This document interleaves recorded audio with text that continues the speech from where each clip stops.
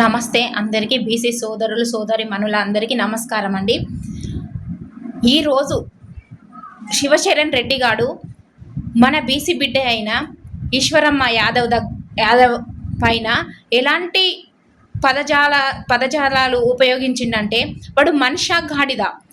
వాడు ఈ ఒక్క సంవత్సరం మనకు యాదగిరి గుట్టలో అమ్మకి కమిటీ సభ్యత్వం ఇచ్చినందుకు వాళ్ళకి ఎంత కళ్ళు మండుతున్నాయి, వానికి ఎంత కడుపు కోత అవుతుంది.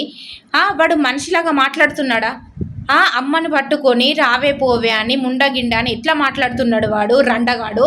అరే రండ, అరే రెడ్డిగా, ఒరే శివశరణ్ రెడ్డిగా, గత 78 సంవత్సరాల నుంచి తిన్నారు కదరా మీరు. తిని మాకు రావాల్సిన మా భూములు, మాకు రావాల్సిన మా ప్రాజెక్టులు, మాకు రావాల్సిన బడ్జెట్ తింటున్నారు కదరా. తిని మీకు సరిపోతలేదారా తిండి?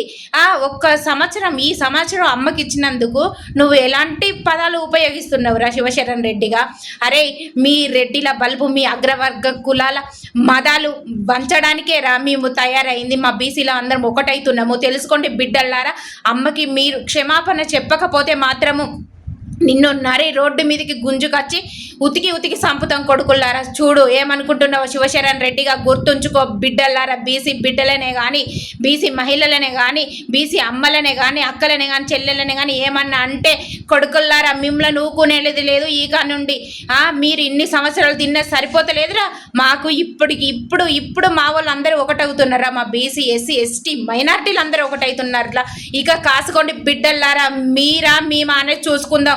యుద్ధానికి సిద్ధంగా ఉండాలి కొడుకులారా. అరే శివశరణ్ రెడ్డిగా, నువ్వు అమ్మకి వెంబడే క్షమాపణ చెప్పకపోతే మాత్రం నువ్వు మాత్రం ఆ పదవిలో ఉండద్దురా. నువ్వు రాజీనామా చేయాలి. నేను సస్పెండ్ చేసేదాకా మేము వదిలిపెట్టాం కొడుక. చూసుకో, గుర్తుంచుకో శివశరణ్ రెడ్డిగా, గుర్తుంచుకో. మర్యాదగా మాట్లాడు నేర్చుకో బీసీ మహిళల పైన.